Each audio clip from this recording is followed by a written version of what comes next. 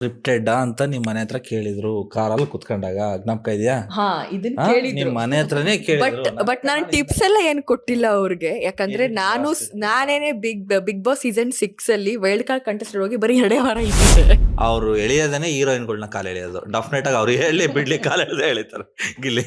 ಅದ್ರ ಬಗ್ಗೆ ಇನ್ನೊಂದು ಮಾತಿಲ್ಲ.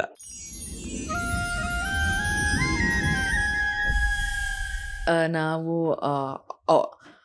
ಈ ಒಂದು ಫಿಲಮ್ ಶೂಟ್ ಐ ಥಿಂಕ್ ಮಾಡಬೇಕಾದ್ರೆ ಅವ್ರಿಗೇನಿದೆ ಆಫರ್ ಬಂದಿರಲಿಲ್ಲ ಅನ್ಕೊಂತೀನಿ. ಬಟ್ ಆದರೆ ಅವರು ಒಂದ್ಸಲ ನೀವು ಹೋಗಿದ್ರಲ್ಲ, ಹೆಂಗಿತ್ತು ಎಕ್ಸ್ಪೀರಿಯನ್ಸ್ ಅಂತೇನೋ ಒಂದ್ಸಲ ಏನೋ ಕೇಳಿದ್ ನಂಗೆ ಗೊತ್ತಿಲ್ಲ ಇದು ನಿಜರ ಸುಳ್ಳು ಅಂತ. ಬಟ್ ಐ ಥಿಂಕ್ ನೆನಪಿದೆ ಅನ್ಕೊಂತೀನಿ. ನಾರ್ಮಲಾಗಿ ಕೇಳಿದ್ರು, ನಾನು ಹೌದು ಚೆನ್ನಾಗಿತ್ತು ಅಂದಿದೆ. ಇಷ್ಟೇ ಬಿಟ್ರೆ ಅವರೇ ನನ್ನ ಹತ್ರ ಟಿಪ್ಸ್ ಎಲ್ಲ ತಗೊಂಡಿರಲಿಲ್ಲ. ಅದು ಎಡಿಟಿಂಗ್ ಸ್ಕ್ರಿಪ್ಟೆಡ್ ಅಂತ ನಿಮ್ ಮನೆ ಹತ್ರ ಕೇಳಿದ್ರು ಕಾರಲ್ಲಿ ಕುತ್ಕೊಂಡಾಗ ಜ್ಞಾಪಕ ಇದೆಯಾ? ಹಾ ಇದನ್ನ ಕೇಳಿದ್ರು. ನಿಮ್ ಮನೆ ಹತ್ರನೇ ಕೇಳಿದ್ರು. ಬಟ್ ನಾನು ಟಿಪ್ಸ್ ಎಲ್ಲ ಏನು ಕೊಟ್ಟಿಲ್ಲ ಅವ್ರಿಗೆ, ಯಾಕಂದ್ರೆ ನಾನೇನೆ ಬಿಗ್ ಬಾಸ್ ಸೀಸನ್ 6 ಅಲ್ಲಿ ವೈಲ್ಡ್ ಕಾರ್ಡ್ ಕಂಟೆಸ್ಟೆಂಟ್ ಹೋಗಿ ಬರೀ 2 ವಾರ ಇದ್ದಿದ್ದೆ. ಸೊ ಅದರಿಂದ ನಾನು ಟಿಪ್ಸ್ ಎಲ್ಲ ಕೊಟ್ಟಿಲ್ಲ. ಬಟ್ ನಾನು ಅವ್ರಿಗೆ ಹೇಳಿದ್ದೆ, ಅವ್ರು ಚೆನ್ನಾಗಿತ್ತು, ಅದೇನು ಸ್ಕ್ರಿಪ್ಟೆಡ್ ಅನ್ನಲ್ಲ, ಎಡಿಟಿಂಗ್ ಹಂಗೇನಿಲ್ಲ, ಇರೋದು ಚೆನ್ನಾಗಿರುತ್ತೆ. ಅಂದ್ರೆ ಟಿಪ್ಸ್ ಏನು ಕೊಟ್ಟಿಲ್ಲ ಅಂತ ಯಾಕೆ ಕೇಳ್ತಾ ಇದಾರೆ ಗೊತ್ತಾ? ಅಲ್ಲಿ ನೋಡ್ತಾ ಇದಾರೆ ನೀವು ಬಿಗ್ ಬಾಸ್ ಅಲ್ಲಿ ಎಲ್ಲರೂ ಕಾಲು ಎಳಿತಾ ಇದಾರೆ. ಹೊರಗಡೆ ಬಂದ್ರು ಕಾಲ್ ನಮ್ ಯಾವುದೇ ಕಾರಣಕ್ಕೂ ಎಳೆಯಲ್ಲ. ಅವ್ರು ಎಳೆಯೋದನ್ನೇ ಹೀರೋಯಿನ್ಗಳನ್ನ ಕಾಲು ಎಳೆಯೋದು. ಡೆಫಿನೆಟ್ ಆಗಿ ಅವ್ರು ಹೇಳಿ ಬಿಡ್ಲಿ ಕಾಲು ಎಳೆದೇ ಎಳಿತಾರೆ ಗಿಲ್ಲಿ. ಅದ್ರ ಬಗ್ಗೆ ಇನ್ನೊಂದು ಮಾತಿಲ್ಲ. ಜೊತೆಗೆ ಇದೆ ನಂದು, ಗಿಲ್ಲಿಯವ್ರದ್ದು ಮತ್ತು ಸರ್ದೆಲ್ಲ ನಮ್ಮದು ಕಾಂಬಿನೇಷನ್ ಸೀನ್ಸ್ ಎಲ್ಲ ತುಂಬ ಇದೆ. ಆ್ಯಂಡ್ ನಮ್ಮದು ಕಾಮಿಡಿ ಸೀನ್ಸ್ ತುಂಬ ಚೆನ್ನಾಗಿದೆ. ಡೆಫಿನೆಟ್ಲಿ ಜನರು ಥಿಯೇಟ್ರಲ್ಲಿ ಕೂತ್ಕೊಂಡು ನೋಡ್ತಿದ್ರೆ ನಗ್ತಾ ಇರ್ತಾರೆ. ಅಷ್ಟು ಅವ್ರದ್ದು ಈ ಫಿಲಮಲ್ಲಿ ಪಂಚಿಂಗ್ ಲೈನ್ಸ್ ಎಲ್ಲ ಸಖತ್ತಾಗಿದೆ. ಬಾಡಿ ಲ್ಯಾಂಗ್ವೇಜ್ ಎಲ್ಲ ಕನ್ನಡದಲ್ಲಿ ನಂದು ಅಟ್ಲೀಸ್ಟ್ 10 ಫಿಲಮ್ ಆಗಿದೆ. ನಾನು ಕೌಂಟ್ ಅಂತೂ ಇಟ್ಟಿಲ್ಲ, ಬಟ್ 10 ಫಿಲ್ಮ್ಸ್ ಆಗಿದೆ. ಐ ಥಿಂಕ್ ಈ ಫಿಲಮ್ 12-13 ಇರುತ್ತೆ ಕನ್ನಡದಲ್ಲಿ. But over all Kannada, Bhojpuri, Telugu, Tamil ಅಂತ ನೋಡಿದಾಗ ಒಂದು 50-55. Feb 6th ಸರ್ಕಾರಿ ಶಾಲೆ H8 ರಿಲೀಸ್ ಆಗ್ತಾ ಇದೆ. ಎಲ್ಲರೂ ಕೂಡ ಬಂದು ನೋಡಿ. 200% ಈ ಒಂದು ಫಿಲಮ್ ನಿಮಗೆ ಇಷ್ಟ ಆಗುತ್ತೆ. ನೀವೊಂದು ಅಮೌಂಟ್ ಕೊಟ್ಟು ಟಿಕೆಟ್ ಪ್ರೈಸ್ ಏನು ಪರ್ಚೇಸ್ ನೀವು ಮಾಡಿರ್ತೀರೋ ಅದಕ್ಕಂತೂ ಈ ಫಿಲಮ್ ಮೋಸನೇ ಇಲ್ಲ. 200% ನಿಮಗೆ ಈ ಒಂದು ಫಿಲಮ್ ಇಷ್ಟ ಆಗುತ್ತೆ. ಸೊ ಎಲ್ಲರೂ ಬಂದು ನೋಡಿ, ಸಪೋರ್ಟ್ ಮಾಡಿ. ಎಷ್ಟು ಪ್ಲಸ್ ಆಗಿದೆ ಅನ್ನೋದು ಆಡಿಯನ್ಸ್ ಹೇಳಬೇಕು, ಜೊತೆಗೆ ಡೈರೆಕ್ಟ್ರೇ ಹೇಳಬೇಕು. ಅದ್ರ ಬಗ್ಗೆ ನಾನೇ ಮಾತಾಡ್ಕೊಳ್ಳೋದು ಅಷ್ಟು ಸಮಂಜಸ ಅಲ್ಲ. ಸರ್, ಈ ನಿರ್ದೇಶಕರಾಗಿ ಈ ಸಿನಿಮಾ ಬಗ್ಗೆ ಒಂದು ಬ್ಯಾಕ್ಗ್ರೌಂಡ್ ಸ್ಕೋರ್ ಬಗ್ಗೆ ಮಾತಾಡಬೇಕಂದ್ರೆ, ಟೀಸರು ಇವತ್ತು ಎಲ್ಲರಿಗೂ ಇಷ್ಟ ಆಗಿದೆ, ಸಾಂಗು ಎಲ್ಲದೂ ಇಷ್ಟ ಆಗಿದೆ. ಆದರೆ 10 ಪಟ್ಟು ಬ್ಯಾಕ್ಗ್ರೌಂಡ್ ಸ್ಕೋರ್ ತುಂಬ ಚೆನ್ನಾಗಿ ಇಷ್ಟ ಆಗಿದೆ. ಯಾಕಂತಂದರೆ ಅದು ಯಾವುದೋ ಒಂದು ಟ್ಯೂನು ನಮಗೆ ಕೇಳಿಸ್ತಂದ್ರೆ ಅದು ಇದೇ ಸಿನಿಮಾದು ಅನ್ನೋ ಥರ ಒಂದು ಫಿಕ್ಸ್ ಆಗಿದೆ. ಬಟ್ ನಮ್ಮ ಎಲ್ಲ ಶ್ರಮನ ಅವರು ಬ್ಯಾಕ್ಗ್ರೌಂಡ್ ಸ್ಕೋರಲ್ಲಿ ತುಂಬ ಚೆನ್ನಾಗಿ ಕ್ಯಾರಿ ಮಾಡಿದ್ದಾರೆ. ಅಂದರೆ ಇವತ್ತು ಯಾವುದೇ ಒಂದು ಆ ಸಿನಿಮಾ, ಈಗ ನೀವು ಟೀಸರೇ ಆಗಲಿ ಸಾಂಗ್ಸೇ ಆಗಲಿ ನೋಡಿದಾಗ ಒಂದಂದರೆ ದೊಡ್ಡ ಬಡ್ಜೆಟಲ್ಲಿ ಏನು ಮಾಡಿದಾರೋ ಅದೇ ಬಡ್ಜೆಟ್ಟು ಒಂದು ಸಿನಿಮಾ ಸಾಂಗು ಅದೇ ಥರ ಇದೆ ಅಂತಾರಲ್ಲ.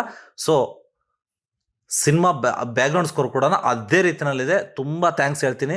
ಯಾಕಂತಂದರೆ ಇವರು ಇದುವರೆಗೂ ಮಾಡಿರೋ ಸಿನಿಮಾ ಅದಕ್ಕೂ ಮೀರಿ ಮಾಡಿದ್ದಾರೆ. ಅದ್ರ ಜೊತೆಗೆ ಇನ್ನೇನು ಹೇಳೋಣ, ಅಷ್ಟೇ.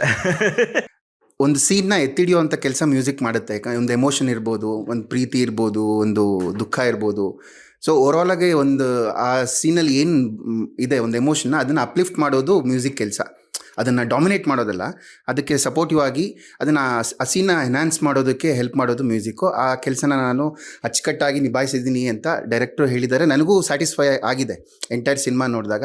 ಯಾಕಂದರೆ ಪ್ರತಿ ಕೆಲಸದನ್ನು ವಿಭಿನ್ನ ಏನಾದರೂ ಪ್ರಯತ್ನ ಪಡಬೇಕು, ಇಲ್ಲದನ್ನೇನಾದರೂ ಅಂದರೆ ನನ್ನ ಚಾಪನ್ನು ಮೂಡಿಸ್ಬೇಕು. ಮ್ಯೂಸಿಕ್ ಸೂಪರಪ್ಪ ಅನಿಸೋ ಥರ ನಾನು ಪ್ರಯತ್ನ ಪಟ್ಟಿದ್ದೀನಿ. ಅದು ಆಡಿಯನ್ಸ್ ನೋಡಿ ಹೇಳಬೇಕು. ಇನ್ನೊಂದು ಮುಖ್ಯವಾಗಿ ಏನು ಹೇಳಬೇಕು ಅಂದರೆ, ಜನರಲ್ಲಾಗಿ ಈ ಗಿಲ್ಲಿಯವ್ರ ಬಗ್ಗೆ ಮಾತಾಡ್ತಾ ಇದ್ವಿ. ಸೊ ನಾನು ಕೂಡ ಬಿಗ್ ಬಾಸ್ ಫಾಲೋ ಮಾಡ್ತಿದ್ದೀನಿ. ಅದು one of the main reason ಅಂದರೆ ಅದು ಗಿಲ್ಲಿ ಕೂಡ. ಯಾಕೆಂದರೆ ಗಿಲ್ಲಿಗೋಸ್ಕರನೇ ನಾನು ಬಿಗ್ ಬಾಸ್ ನೋಡ್ತಾ ಇರೋದು, ಆ್ಯಂಡ್ ಸುದೀಪ್ ಸರ್ಗೋಸ್ಕರ. ಜನರಲ್ಲಾಗಿ ಕಾಮಿಡಿ ಅಂತ ಅಂದರೆ ಏನೋ ಸುಮ್ಮನೆ ಬಂದರು, ಏನೋ ಒಂದು ಸಿಚುವೇಶನ್ ನಡೀತಿರುತ್ತೆ, ಅಲ್ಲೊಂದು ಫನ್ ಎಲಿಮೆಂಟ್ಗೋಸ್ಕರ ಕಾಮಿಡಿ ತರೋದು ಒಂದು. ಆದರೆ ಇಲ್ಲಿ ಒಂದು ವ್ಯವಸ್ಥೆ ಅಂತ ಬಂದಾಗ, ಸರ್ಕಾರಿ ಶಾಲೆ ನಾನು ಪರನೂ ಅಲ್ಲ ವಿರೋಧನೂ ಅಲ್ಲ. ಸೊ ಒಂದು ವ್ಯವಸ್ಥೆಯಲ್ಲಿ ಪ್ಲಸ್ ಮೈನಸ್ ಎರಡೂ ಇರುತ್ತೆ. ಅಲ್ಲಿನ ಮೈನಸ್ಗಳನ್ನ ಎಷ್ಟು ಚೆನ್ನಾಗಿ ಒಬ್ಬ ಕಾಮಿಡಿ ಪಾತ್ರಧಾರಿ ಹತ್ರ ಮನಮುಟ್ಟೋ ಆಗಿ ಸರ್ಕಾಸಮ್ ಅಂತೀವಲ್ಲ ಅದನ್ನು ಎಷ್ಟು ಚೆನ್ನಾಗಿ ಗಿಲ್ಲಿ ಅವರು ಎಕ್ಸ್ಪ್ರೆಸ್ ಮಾಡಿದ್ದಾರೆ. ಡೈರೆಕ್ಟರ್ ಅದನ್ನು ಸ್ಕ್ರಿಪ್ಟ್ ಮಾಡಿದ್ದಾರೆ.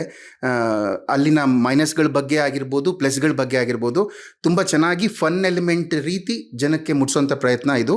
ಒಂದು ಹೊಸ ಪ್ರಯತ್ನ ಅಂತ ಹೇಳ್ಬೋದು. ಗಿಲ್ಲಿಯವರು ತುಂಬ ಅದ್ಭುತವಾಗಿ ಮಾಡಿದ್ದಾರೆ.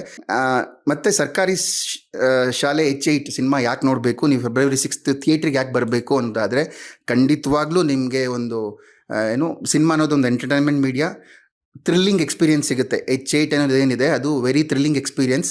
ಜೊತೆಗೆ ಸರ್ಕಾರಿ ಶಾಲೆ ಅನ್ನೋ ಟೈಟ್ಲು ಕೂಡ ನಿಮ್ಗೆ ಮೋಸ ಮಾಡಲ್ಲ. ಅದು ಕೂಡ ಒಳ್ಳೆ ಮೆಸೇಜ್ ಜೊತೆಗೆ ಒಂದು ಥ್ರಿಲ್ಲಿಂಗ್ ಎಕ್ಸ್ಪೀರಿಯೆನ್ಸ್ ಜೊತೆಗೆ ಎರಡೂ ಕ್ಲಬ್ ಆಗಿ ಚೆನ್ನಾಗಿ ಜೆಲ್ ಆಗಿದೆ. ಡೆಫಿನೆಟಾಗಿ ನಿಮಗೆ ಮೋಸ ಆಗಲ್ಲ. ಯಾರು ಆಡಿಯನ್ಸ್ ಥಿಯೇಟ್ರಿಗೆ ಬರ್ತೀರಿ, ಖಂಡಿತವಾಗ್ಲೂ ಒಂದು ಒಳ್ಳೆ ಎಕ್ಸ್ಪೀರಿಯೆನ್ಸ್ನ ಕ್ಯಾರಿ ಮಾಡ್ತೀರಿ ಅಂತ ಅನ್ಕೋತೀನಿ ಸರ್. ದಯವಿಟ್ಟು ಎಲ್ಲರೂ ಪ್ರೇಕ್ಷಕರು, ಯಾಕಂದ್ರೆ ನೀವಿದ್ದರೆ ನಾವು, ನಿಮ್ಮ ಸಪೋರ್ಟೇ ನಮಗೆ ನೆಕ್ಸ್ಟ್ ಪ್ರಯತ್ನಕ್ಕೆ ಒಂದು ಸ್ಫೂರ್ತಿ ಅಂತ ಹೇಳ್ಬೋದು. ಪ್ರತಿಯೊಬ್ಬರು ಕನ್ನಡಿಗರು ಒಳ್ಳೆ ಸಿನಿಮಾನ ಯಾವತ್ತೂ ಸೋಲಿಸಿಲ್ಲ. ಥಿಯೇಟ್ರಿಗೆ ಬಂದು February 6ಕ್ಕೆ ಸಿನಿಮಾ ನೋಡಿ, ಅದು ನಿಮ್ಮ ಎಲ್ಲರಿಗೂ ಹೇಳಿ. ಮೌತ್ ಪಬ್ಲಿಸಿಟಿ ಇವತ್ತು ತುಂಬ ಇಂಪಾರ್ಟೆಂಟ್. ಯಾಕಂದರೆ ನಾವು ಹೇಳ್ಕೊಡೋದು ಅಥವಾ ಏನೋ ಪ್ರಮೋಷನ್ ಮಾಡಿಸೋದು ಎಲ್ಲ ಇವತ್ತು ಸಾಮಾನ್ಯ ಆಗಿದೆ. ಜೊತೆಗೆ ನೀವು ಆಡಿಯನ್ಸು ವರ್ಡ್ ಆಫ್ ಮೌತ್ ಅಂತೀವಲ್ಲ, ಸಿನಿಮಾ ನೋಡಿ ನಿಮಗೆ ಅಕ್ಕಪಕ್ಕದವ್ರಿಗೂ ಹೇಳಿ ಈ ಸಿನಿಮಾನ ಗೆಲ್ಲಿಸಬೇಕು, ಒಳ್ಳೆ ಪ್ರಯತ್ನನ ಯಶಸ್ವಿಗೊಳಿಸಬೇಕು. ಮತ್ತು ನಮ್ಮ ಇನ್ನೊಂದು ಪ್ರಯತ್ನಕ್ಕೆ ಅದನ್ನು ಸ್ಫೂರ್ತಿ ಅಂತ ಹೇಳ್ತಾ thank you sir. February 6th ಸಿಗೋಣ ಎಲ್ಲ ಥಿಯೇಟ್ರಲ್ಲಿ.